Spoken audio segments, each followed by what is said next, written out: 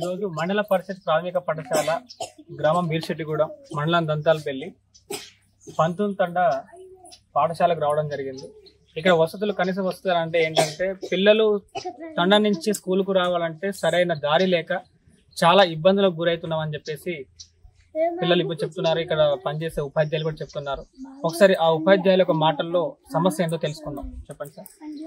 Sir, నేను ఇక్కడ స్థానిక పాఠశాల ఎంపీపీఎస్ పంతుల తండ హెడ్ మాస్టర్. నేను మా స్కూల్కు దారి లేదు. మొన్నటి వరకు ఇంకా ఇందులో స్కూల్ చుట్టూ పొలాల నుంచి వచ్చే నీళ్లు చేరడం వల్ల చాలా లోతులో మోకాల లోతు నీళ్లు ఉండేవి. రావడానికి కూడా దారి లేదు. దారి లేకపోవడంతో మేము గ్రామ పంచాయతీ సర్పంచ్ గారిని, ప్రజాప్రతినిధులు, స్థానిక వార్డు మెంబర్ కానీ ఎన్నిసార్లు విన్నవించుకున్నప్పటికీ కూడా వాళ్ళు మాకు నిధులు, గ్రామ పంచాయతీలో బడ్జెట్ లేదు, నిధులు లేవని చెప్పడంతో అయినప్పటికీ మళ్ళీ వేరే దారిని ముందు నుంచి నడవడం జరిగింది. ముందు నుంచి నడిస్తే వాళ్ళు కూడా అక్కడ ఇల్లు వాళ్ళు కట్టుకోవడం వల్ల ముందు నుంచి నడవడానికి ఇప్పుడు అవకాశం లేకపోవడంతో మేము మా స్కూల్లో ఉన్న పిల్లలు నడవడానికి అవకాశం లేకపోవడం వల్ల స్థానికంగా ఉన్న village development committee Shekhar sir ఆధ్వర్యంలో ఉన్న కమిటీకి విన్నవించుకోవడం జరిగింది. అదేవిధంగా స్థానిక పంతుల తండ యూత్ వాళ్ళకు కూడా విన్నవించుకుంటే వాళ్ళందరికీ కొంత డొనేట్ చేసి ఈ స్కూల్ చుట్టూ మట్టి పోయించడం జరిగింది. అదేవిధంగా స్కూల్ కూడా దారికి వాళ్ళందరి సహకారంతో మట్టి రోడ్డు పోయించడం జరిగింది. మట్టి రోడ్డు పోయించిన తర్వాత అయినప్పటికీ కూడా ఇప్పుడు ఏమవుతుందంటే మళ్ళీ పొలాల నుంచి వచ్చే నీరు మట్టి రోడ్డు మీకు వెళ్ళిపోవడం వల్ల ఆ మట్టి రోడ్డు కొట్టుకపోయింది మొత్తం.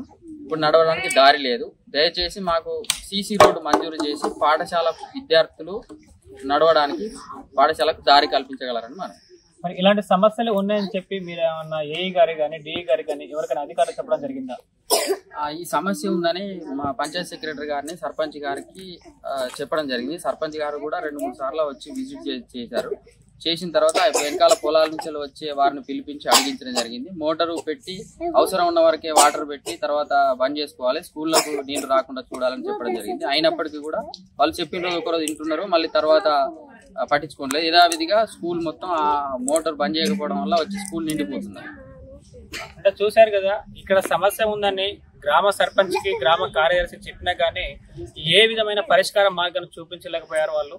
ఈ విధంగా పిల్లలు ఇంత ఇబ్బంది పడుతూ కూడా స్కూల్కి వచ్చి చదువుకుంటున్నారు. ఇంకోటి ఏంటంటే ఈ తండా నుంచి పిల్లలు రావడానికి కూడా భయపడుతున్నారు. వేరే ప్రైవేట్ స్కూళ్ళకు మొగ్గు చూపడం జరుగుతుందని ఇక్కడ లోకల్గా ఉన్న తల్లిదండ్రులు కూడా చెప్పడం జరుగుతుంది.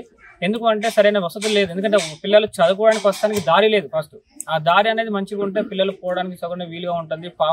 పాములు తేళ్లు ఉన్నాయని చెప్పేసి తల్లిదండ్రులు కూడా ఏ టైంలో ఏం జరుగుతుందని భయపడుతున్నారు. ఒకసారి ఇదే విషయం ఈ పిల్లల ద్వారా తెలుసుకుందాం. వాళ్ళ సమస్య ఎందుకు ఒకసారి వాళ్ళ ద్వారా తెలుసుకుందాం.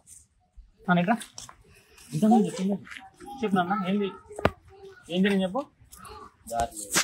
మాకు దారి లేదు, ఇంకా పొలం నుంచి నీళ్ళు వస్తున్నాయి, ఇంకా మాకు నడవడానికి దారి లేదు, ఇంకా మాకు జ్వరాలు వస్తున్నాయి, ఇంకా దోమలు వచ్చి మాకు కుడుతున్నాయి, అందుకే మాకు జ్వరాలు వస్తున్నాయి.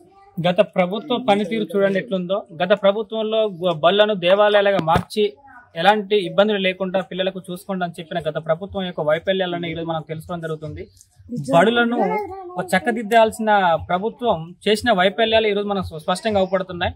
ఈ ప్రభుత్వంలోనైనా మా సమస్యను పరిష్కరిస్తారని చెప్పేసి పిల్లలు కోరుకుంటున్నారు.